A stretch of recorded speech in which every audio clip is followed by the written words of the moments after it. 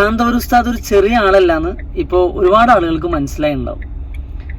ഉസ്താദിന്റെ ആഗോളതലത്തിലുള്ള സ്വാധീനങ്ങളുടെ ഒരു ഫലമാണ് ഇപ്പോൾ നിമിഷപ്രിയ കേസിൽ മലയാളികൾ അനുഭവിച്ചുകൊണ്ടിരിക്കുന്നത്. ഒരു നാട് മുഴുവൻ ആ സ്ത്രീയുടെ മോചനത്തിന് വേണ്ടി ആഗ്രഹിച്ചിരുന്ന ഒരു സമയത്ത് ഇവിടെ ഒരുപാട് ആളുകൾ അതിനുവേണ്ടി ശ്രമിക്കുന്നുണ്ടായിരുന്നു.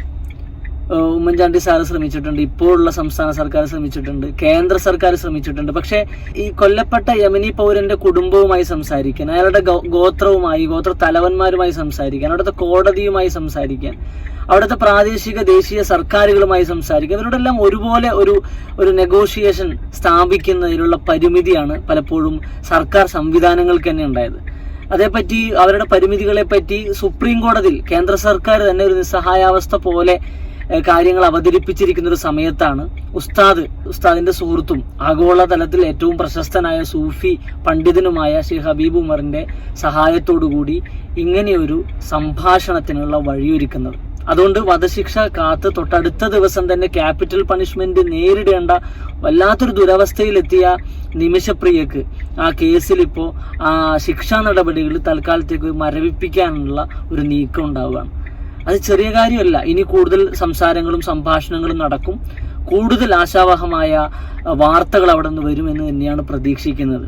ആഗോളതലത്തിൽ പണ്ഡിതന്മാരുമായി, സൂഫി വൈദ്യന്മാരുമായി, വിവിധ രാജ്യങ്ങളിലെ തലവന്മാരുമായി പതിറ്റാണ്ടുകളായി ഉസ്താദ് വളരെ ക്രിയാത്മകമായ ഒരു ബന്ധം സൂക്ഷിക്കുന്നുണ്ട്.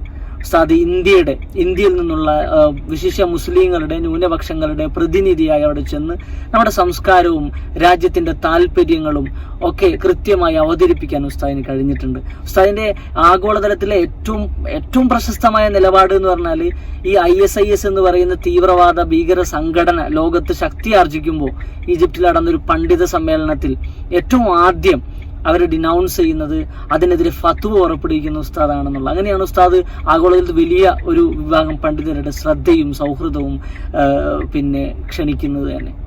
ഉസ്താദിനും ഇതിന് പിന്നിൽ പ്രവർത്തിച്ച, ഇതിന്റെ പിന്നിൽ എല്ലാ തരത്തിലും ശ്രമിച്ച എല്ലാ ആളുകൾക്കും അഭിവാദ്യങ്ങൾ. ഇങ്ങനെയുള്ള ശ്രമങ്ങൾ ഉണ്ടാവട്ടെ എന്നാണ്. ഇതിൽ എന്നെ ഏറ്റവും സന്തോഷിപ്പിക്കുന്ന ഒരു കാര്യം, ഇതൊരു സന്ദേശമാണ്, ചെറിയ സന്ദേശമല്ല, ഒരു മാനവികതയുടെ സന്ദേശം.